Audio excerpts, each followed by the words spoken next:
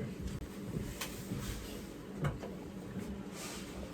Increasingly dramatic flames. He says there's a letter broken. His allies allege hidden hands want to assassinate him. American officials deny involvement. But relations with Washington have been tense for years, and they didn't get any better with Khan in power. Analyst Asharaf Zaidi says these flames are about Khan shaping himself as an opposition leader punished for standing up for Pakistan. Zaidi says Khan is conveying the reason I've been expelled from office. It's 28 minutes after 7 o'clock on this Friday morning, and we've got a treat for you folks. Got a couple of guests in the studio. Jeff Seifert left me a notice yesterday. I'm trying to make sure we've got everybody tuned in here. A couple of guests in the studio. They're from the International Arctic Buoy program. I gotta say it's a program with 2 M's and an E. Program. Sarah Johnson and Ignatius Rico are here to talk a little bit about their program and to welcome them into KBRW. Good morning. Thanks for coming in. Thank you. Thanks for having us this morning. I guess first of all, maybe introduce yourselves and talk a little bit about what the International Arctic Buoy program is all about. So the International Arctic Buoy Program deploys weather stations, weather buoys, out on the sea ice of the Arctic Ocean, and we share the data with everybody we can. So the data from our buoys get assimilated into the National Weather Service forecasts that everybody uses. And I'm a climatologist from the University of Washington in Seattle. And my name is Sarah Johnson, and I've been working with the International Arctic Buoy Program for a couple of years as a PolarTREC educator, which PolarTREC is a project of ARCUS, or the Arctic Research Consortium of the U.S., based in Fairbanks. And I'm from Western Colorado in Carbondale, where I'm a non-formal climate change educator. And now go ahead and explain a little bit more about what the program is all about. Yeah, so we'll deploy these buoys on the Arctic, on the drifting sea ice, but also on the fast ice to observe fast ice breakup and learn more about how it, what causes the fast ice to break up. But yeah, most of the data is used for weather forecasting and ice forecasting.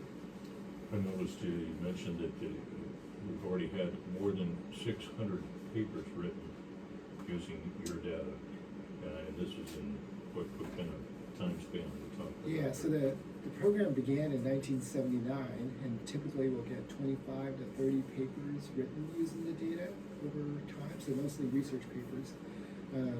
So in addition to operational weather and ice forecasting, there's quite a bit of a research component involved in the program. I find that it's really interesting that this program is based on making observations, getting that really solid, precise, accurate weather data, and then it's accessed by people all over the world for all kinds of things, everything from fisheries to navigation to climate science to whaling to anybody that needs the data can use it for whatever they need. Yeah, you kind of trapped me this morning. I looked on your website and I spent way too much time going over some of the information, but fascinating stuff. I was going to say, it's been interesting to, the last couple of years I've been from afar with COVID not being able to travel. It's been really interesting to see that here in Utqiagvik, the local people have been such a part of this program with Ignatius for the last decade or more, and they're such a part of our team, and can actually, with COVID, they were actually able to help us deploy the buoys directly out on the ice. We were able to ship everything here and then trust them because of the relationships we've built over the years to do excellent work, and they were able to keep science going even in the midst of a global pandemic, and that's pretty awesome. You mentioned relationships, and I see that it's kind of an international, certainly, just going by the name, but based on world conditions today, how is that affected? I know we've just come out of COVID, it seems like, and now all of a sudden we've got international tensions that are they affecting any of your operations at all? Yeah, quite a bit. we used to have a collaboration with the Arctic and Antarctic Research Institute in St. Petersburg, Russia. But given current tensions, we're not allowed to send anything in that direction and collaborate as much as we used to. And so there's a gap there that we need to fill, and we're getting a lot of help from like the Air Force to fly C-130s out in that direction to help us fill the hole, but also the Coast Guard C-130s out of Kodiak will be helping us in August this year too. How do you decide where to place your buoys? It's mostly, we know how the sea ice drifts and where the buoys will be in a few months. We have a pretty good general idea, so we look for the holes. A buoy could be crushed by sea ice, so a hole will develop there. But we also know how old the buoys are, and we'll try to reseed areas with older buoys or missing buoys. The team spends a lot of time looking at maps of really fine grained, very zoomed in satellite and radar data, and study those maps every day, often, and watching how much the ice moves, and really making sure that we can not only get to the places safely, but get out to the largest chunks of sea ice so that the buoys have the longest life on those chunks of sea ice. Are those chunks of sea ice getting harder to find these days? Yeah, it is. Yeah, we prefer to deploy our weather stations out on multi-year sea ice. Thicker, provides us more stable platform than the first year sea ice. Yeah, and so we've been, the closest ones we see out there right now, they're about 70 miles out. And then there's, with the big leads just off the beach here, it's crossing those leads is going to be a little tough in a helicopter. So we're going to have to, plan our route pretty carefully. How about seasonal? What do you do from one season to the next that changes as the ice goes on? Yeah, so that's a fun thing about my job. It's the like early in the season when we start coming up, we'll take the snow machines out and get the help from, like Cayon Lebate and Harvard Roy to keep us safe on the fast ice. And then when everything breaks up, we start using more helicopters, and then get the help from the C-130s to drop buoys further out.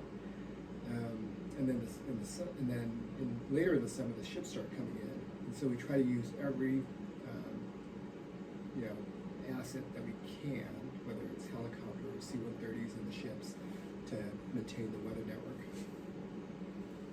You mentioned already how important it is for forecasting and for all sorts of agencies around the world that do that sort of stuff. But, talk a little bit about how folks here in town especially can benefit from it. Yeah, the main thing is, like, when I get up in the morning, the first thing I do is look at the weather forecast. The buoys, the data from these buoys are probably the most effective means of improving those forecasts. So we try to keep a pretty dense array of buoys, especially here on the North Slope. Like there's weather stations on land, but the buoys on the Arctic Ocean drift around with the sea ice, and so that's always a evolving network. But yeah, so the weather forecast is the main thing, but we also have, like, the Alaska Sea Ice Desk has a breakup forecast. All the data from our buoys go into these various forecasts to help the communities. How long do the buoys tend to last out there? We try to build them to report for at least a year and a half. Some of them will survive for 6-7 years. The program has a lot of job security because we all need weather forecasts for a long time, and so the buoys only last so long, and then we just have to keep coming back and visiting and spending time on the sea ice. Well, how about that? Do folks here certainly realize how important the weather is, but sometimes folks further up the chain don't take us quite so seriously. How are your funding sources these days? Our funding sources are pretty good. Just because the basic observations of air pressure and temperature are used by everybody, whether it's for weather forecasting or research. We have a pretty broad base of funding from, like, the National Science Foundation. NASA uses it to validate their satellite retrievals of surface temperature. Navy's very interested in these observations also, since they'll be up here operating more, given tensions with internationally. Well, I wish we had more time because, like I say, this is really fascinating stuff. I spent way too much time. I should mention the website too, if I can focus my glasses here, because folks that are interested will certainly Tuesday. be interested. iabp.apl.uw.edu.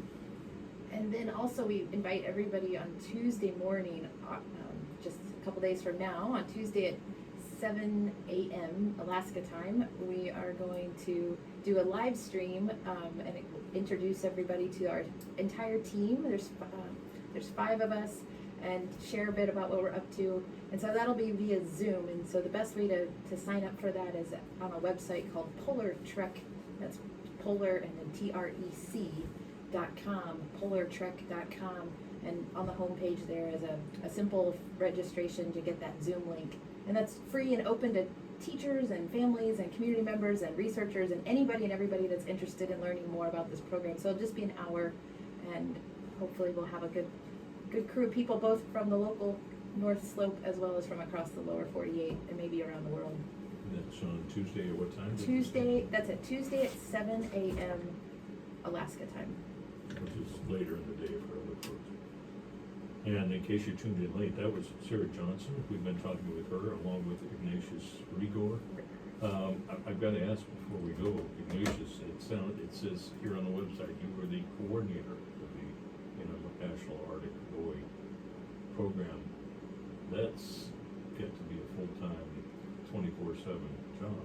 Yeah, it's my primary project. I do have other research projects, but yeah, most of my time is just trying to maintain the array that everybody needs. Well, we appreciate you coming in this morning and giving us a little bit of insight into something that probably not a lot of us knew was even going on out there. It's been going on since 1979. What's the biggest change you've seen since 79? It's mostly the thickness of sea ice. There's a lot less multi-year sea ice, as everybody here knows and sees it on the fast ice edge, and it's much younger and thinner throughout the whole Arctic. Well, again, thanks for coming in this morning, and before Sarah leaves, we'll get her to write down the Zoom address, and we'll send it out to everybody. So Tuesday, 7 a.m. It's a little early, but that's so that we can reach all those people around the whole United States Well, as well when they're up and about. we appreciate you coming in this early, and that's the best part of the day.